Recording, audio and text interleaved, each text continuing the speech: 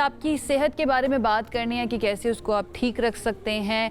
अगर आप नहीं चाहते कि आपको बहुत ज़्यादा वेस्टर्न मेडिसिन इस्तेमाल करनी है या एलोपैथी इस्तेमाल करनी है, और उसकी बजाय जो हमारे दीन ने हमें एक ऑल्टरनेटिव दिया है, हिकमत दी है, तिब्ब नबवी दी है, उसके ज़रिए आप किस तरह से अपने बॉडी के मुख्तलिफ मसाइल का हल जो है ना वो निकलवा सकते हैं। आज हम फैटी लीवर के ऊपर बात कर रहे हैं। ये एक ऐसी कैफियत जिसमें जिगर के खुलियों में गैर ज़रूरी चिकनाई जमा होना शुरू हो जाती है, और अगर बर वक्त तवज्जो ना दी जाए तो ये सोजिश, जिगर की कमज़ोरी और संगीन बीमारियों का सबब भी बन सकती है। अब जब हम इसको प्लान कर रहे थे तो मुजम्मिल ने कहा कि मेरे पास बहुत सारे सवालात हैं जो मैं जानना चाहता हूँ, और वो जवाब कौन देंगे, बता दीजिए।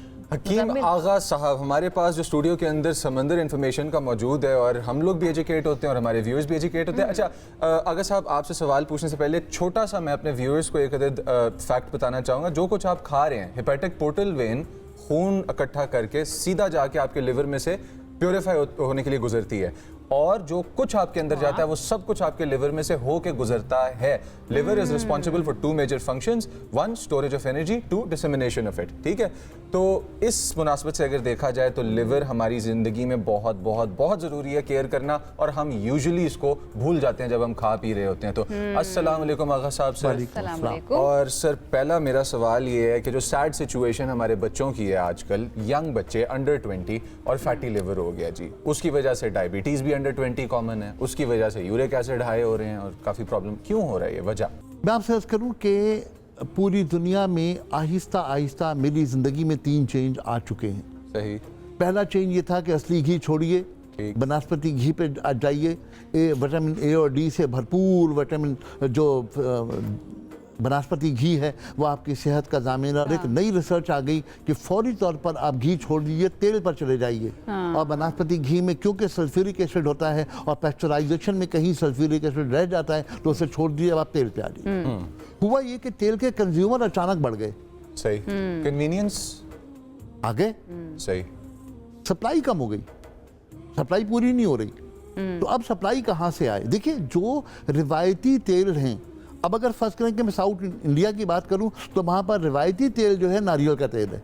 वो लोग नारियल के तेल में खाना पकाते हैं। हमारे खित्ते में ज़्यादातर 2 तेल इस्तेमाल होते थे, या तिल का या सरसों का। हुआ ये कि ये दोनों चीज़ें जो है वो एकदम कम हो गई, लिहाजा हम सरसों के बदले पर हमने संसार भी ले आए, हम उसमें और चीज़ें भी हमने नई इख्तरा कर दी। उसके बावजूद तेल की कमी पूरी नहीं हुई। अब हमने किया ये कि पाम ऑयल इंपोर्ट करना शुरू कर दिया। और अगर हम देखें तो पाकिस्तान की तीसरी चौथी बड़ी इंपोर्ट जो है वो पाम ऑयल है। पाम ऑयल में ये खूबी मौजूद है कि वो फैटी लिवर पैदा कर दे। और हमारे यहाँ आम तौर पर जो तेल है उनमें कहीं ना कहीं पाम ऑयल डाला हुआ है। फिर दूसरा मसला जो है, यकीनन जो आपने फरमाया कि फास्ट फूड। अब फास्ट फूड में जो बच्चे मज़े ले लेकर जो पीस खा रहे होते हैं वो 500 मरतबा तले हुए तेल में से निकाला गया है। तो एक तो वो, उसके बाद अब लिवर को ख़राब करने के लिए जो बहुत बड़ी चीज़ है वो है कोला। हर किस्म का कोल्ड ड्रिंक और कोलाज। अगर आप कोला ले रहे हैं, आम कोल्ड ड्रिंक शुगर की वजह से नुकसानदेह है और कोला मजीद नुकसानदेह है। इसलिए कि उसमें कहीं ना कहीं कोई चीज़ें ऐसी मौजूद हैं जो लिवर को ख़राब करती हैं, और लिवर उसको सही तौर पर प्यूरिफाई नहीं कर सकता। बच्चों के बारे में या यंग जितने भी लोग हैं उनके बारे में तो पता चल गया कि फैटी लिवर उनको क्यों होता है। ये जो हमारे बड़े बुजुर्ग हैं उनको क्यों फैटी लिवर होता है, और दोनों का क्या मुख्तलिफ रीजंस हैं, या फिर एक ही रीज़न की वजह से ज़्यादा हमें केसेस देखने को मिल रहे हैं? देखिए, बुनियादी तौर पर तो हम जो कुछ भी हैं वो दरअसल हम अपनी खुराक की बुनियाद पर हैं। जैसा खाओगे वैसा नजर आओगे। आलू खाओगे तो आलू बन जाओगे, ऑयल ज़्यादा खाओगे तो फिर मसाइल होंगे। अच्छा, ये बात मुझे कभी समझ नहीं आती है, मतलब करेला खा के क्या हम करेले जैसे बन जाएंगे? बिल्कुल बन जाएंगे। कैसे बन? आपको मिसाल चाहिए? आप अमेरिकन को उठा के देख लीजिए, पिछले 10 साल की कहानी उठा के देख लीजिए। 10 साल में अमेरिकन जितना आलू खाया दुनिया में किसी कौम ने नहीं खाया। आज आलू जैसे अमेरिकन आपको बहुत कॉमन। फास्ट फूड भी बहुत ही ज़्यादा खाया जाता है ना वहाँ पर। तो बिल्कुल इसी तरह जो जैसे जो खाओगे ऐसे नजर आओगे वाली बात बिल्कुल ठीक है। अगर हरी मिर्च खाओगे तो फिर कौन सी खाने वाली? ये मत कहिएगा कि मिर्चें खाएंगे तो मिर्चें जैसे नजर आएंगे। ज़बान मिर्चें जैसी हो जाती है ना, लोग कहते हैं। ठीक है, फैटी लिवर। फैटी लिवर पे देखिए, बात ये है कि बुनियादी बात जो है ना वो यही है कि जिगर का काम फिल्ट्रेशन है।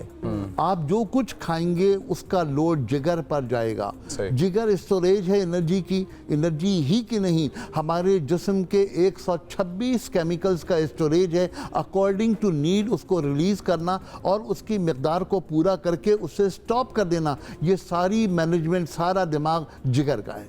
ओके। और दुनिया आज माने ना माने कल मानेगी कि हमारे जिस्म में एक दिमाग नहीं है, कई दिमाग हैं। और बरसबीर तज़किरा ऐसी मजाक के लिए कह रहा हूँ कि कुछ ख़वातीन जो अपने घुटने बदलवा लेती हैं, नए घुटने लगवा लेती हैं, मैं उनसे पूछता हूँ कि अब अकल में बेहतरी आई या नहीं आई।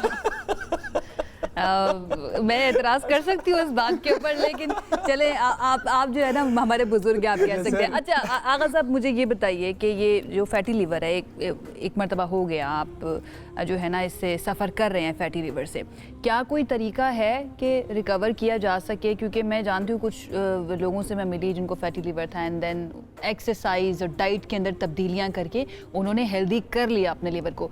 इसी तरह से किया जा सकता है या फिर कोई दवाएं या कोई टोटका भी मौजूद है? देखिए, एक्सरसाइज करके, ऐसी एक्सरसाइज जिसमें हम अपने फैट को बर्न करें। जी। अगर हम फैट बर्न कर रहे हैं तो डेफिनेटली हम अपने लिवर को ठीक कर सकते हैं। ठीक है। वो तमाम दवाएं जो हमारे जिगर को ठीक कर सकती हैं, उसमें एक दुनिया की बेहतरीन दवा का नाम है ऊंट कटारा। ऊंट कटारा? ऊंट कटारा एक ऐसा दरख्त जो सिवाय ऊँटनी के कोई नहीं खाता। अच्छा। ऊंट कटारा के हवाले से नबी करीम सल्लल्लाहु अलैहि वसल्लम की एक हदीस भी मौजूद है। मैं उस तफसील में नहीं जा रहा, लेकिन बस हदीस मौजूद है। हमारे यहाँ इसे इंग्लिश में मिल्क थेसल कहते हैं। ओके। मिल्क थेसल के बारे में तहकीक, मेरी ज़ाती तहकीक ये है कि जितना बेहतर मिल्क थेसल पाकिस्तान में, इस्लामाबाद में होता है, दुनिया में इससे बेहतर मिल्क थेसल नहीं होता। यानी दुनिया में मिल्क थेसल में सिलेमायरिन की मिकदार जो है वो 0.2% से लेकर 0.7% तक है पूरी दुनिया में बेहतरीन में। और पाकिस्तान में, इस्लामाबाद में जो मिल्क थेसल है उसमें मिकदार जो है 0.9% है। जड़ी बूटी है ये? जड़ी बूटी है, बड़ी कॉमनली मिल जाती है यहाँ पर। तो मिल्क थेसल का इस्तेमाल फैटी लिवर के लिए बेहतरीन दवा है।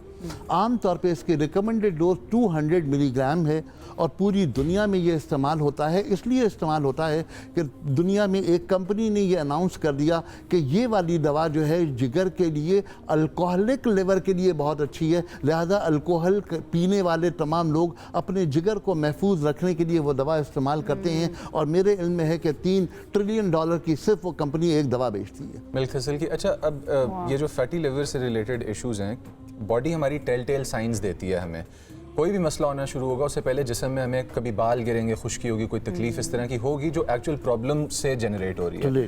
तो हम लोग फैटी लिवर टाइम से पहले कैसे गैस कर सकते हैं? हमारी बॉडी क्या साइंस देगी हमें? सुबह के वक्त मुंह का खुश्क होना, मुंह के जायके का कड़वा होना, भूख का लगना, लेकिन खाना खाने के लिए बैठे तो थोड़ा सा खाना खाने के बाद भूख का ख़त्म हो जाना, ये सारी वो अलामतें हैं जो जिगर के अफ़ाल को ख़राबी की अलामतें देती है। बहुत सारे लोग नाखूनों से तशख़ीस करते हैं कि वो नाखून दबा के देखते हैं कि जी वो लाल है कि सफ़ेद हो गया है। ये भी नाखून की जो तरतीब है, इसमें कहीं पर अगर सफ़ेद लाइन्स आ जाएँ तो भी जिगर के अमराज की अलामत होती है। आँखों के अंदर पीलापन जिगर के अमराज की अलामत होती है। पेशाब के रंग का बढ़ जाना जिगर के अमराज की अलामत होती है। तो बहुत सारी अलामतें ऐसी, ये तो बहुत सारी चीजें ऐसी हैं जो आप बैठे बैठे डायग्नोज कर सकते हैं। आप जरा देखें मेरी आंखें ठीक है, आंखों का मसला नहीं है। ये मैं नेल्स का आपने बताया, किस तरह से पता कर सकते हैं कि नेल्स के थ्रू? एक्सपर्ट्स लोग हैं जो इसको दबा के सिर्फ देखते हैं और इसकी लाइंस को देख करके वो डायग्नोज कर लेते हैं। ओके। तो ये बहुत सारी चीजें बड़ी कॉमन है और बच्चों में खास तौर पे ये तमाम चीजें हमें नजर आती हैं। बिल्कुल ठीक है। अच्छा, इन द एंड ये बता दीजिए आगा साहब, जो आपने जड़ी बूटी के बारे में बताया, इसको इस्तेमाल फिर किस तरह से करना है रमज़ान के महीने में ख़ास तौर पर? देखिए, मिल्क थेसल बुनियादी तौर पर एक बहुत अच्छी दवा है। अगर इसे 3 बूटियों में मिला लिया जाए, मको, सौंफ और कासनी, मको, सौंफ, कासनी और मिल्क थेसल, इन चारों दवाओं को हम वज़न मिला के रख लिया जाए और 1 टीस्पून रोज़ाना की मिकदार है, चाहे इसको हाफ सुबह हाफ शाम खा लें, चाहे एक ही मरतबा 1 चम्मच खा लें। इसके इस्तेमाल से फैटी लिवर भी बेहतर होगा। लेकिन फैटी लिवर की जो बुनियादी ज़रूरत है वो आपका इंटेक ऑफ ऑयल कम करना है, एक्सरसाइज करना है, उसे कंज्यूम करना है। अगर आप इन तमाम चीज़ों को बेहतर करेंगे तो इंशाल्लाह फैटी लिवर भी बेहतर होगा और लिवर के अफ़ाल स्टेप्स हमें बचा सकते हैं। एहतियात ज़रूरी है। एहतियात कर हम लेंगे तो लोगों आप ने फैटी ये लीवर की तरफ नहीं पास्चर जाएंगे। ढेर सारे प्रोसेस में से गुजरा हुआ ऑयल नहीं यूज़ करना, नहीं। ये कह रहे हैं बेसिकली। और जो घी वगैरह है वो कम मिकदार में इस्तेमाल करना है। अब जो दुनिया में नई तहकीक आ रही है वो ये कहती है कि जो गाय का घी है जी। ये बेस्ट है, और क्योंकि ये हाथेरी पर यानी 96 पर घुल जाता है, लिहाजा वो हमारे जिगर को नुकसान नहीं पहुंचाता। तो गाय के घी को कम मिकदार में यानी दिन भर में 3 टेबलस्पून यानी 24 ml, क्योंकि एक चम्मच 1 ml घी में 9 कैलोरीज होती हैं, तो 24 ml दिन भर में अगर इस्तेमाल करें तो अच्छा, अगर साहब ठीक हम है। लोग ये खाना बनाने के बारे में बात करें, एक छोटा सा क्वेश्चन, और वो ये है कि जो नॉन स्टिक और इस तरह की मॉडर्न टेक्नोलॉजीज़ वाले पैन्स और कढ़ाइयाँ और ये चीज़ें हैं, कि ये सेहत के लिए सुनने में आता है कि बहुत बुरी हैं, कैंसर कॉजिंग हैं, ये वो ठीक है या नहीं है? सर जो नॉन स्टिक कुकवेयर्स आते हैं इस पे जो हम लगाते हैं, वार्निश करते हैं, जो ब्लैक कलर का मटेरियल होता है जी, वो जी। क्या होता है? टेफ्लॉन। टेफ्लॉन।